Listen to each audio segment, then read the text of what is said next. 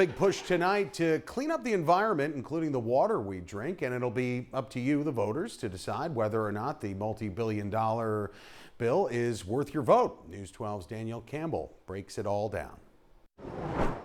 For the first time in 26 years, Long Islanders and New York voters will see a $4.2 billion environmental bond act on the ballot. Clean air, clean water, and fighting climate change matter to everyone. A bipartisan group of local and state leaders, along with Long Island environmentalists and labor leaders, gathered today to throw their support behind the Proposition 1 Environmental Bond Act. Adrian Esposito from Citizens Campaign for the Environment says Prop 1 will allocate funding in 4 critical areas.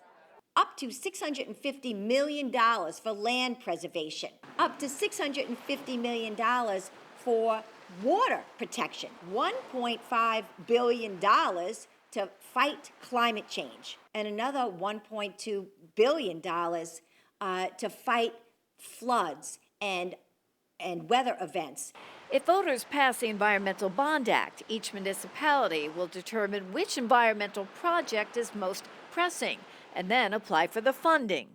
If Proposition 1 passes, the hope is money will go towards replacing antiquated cesspools that release damaging nitrogen into harbors like here in Northport. Huntington Town Supervisor Ed Smith says that is exactly the funding he will be fighting for.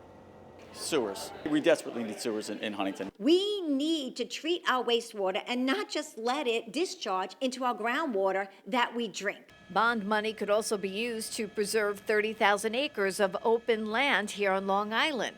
Economist Mike Duiziak says some critics of the Bond Act may come out against it because future generations that did not pass the Bond Act will be paying for it. Supporters say along with making Long Island a better place to live, the Environmental Bond Act will also create 100,000 green jobs. It's not only going to protect our waterways and our air and our climate, it's going to foster economic growth. Danielle Campbell, News 12, Long Island. And we're told this Environmental Bond Act will be on the back side of the ballot, so voters have to flip the ballot over to vote.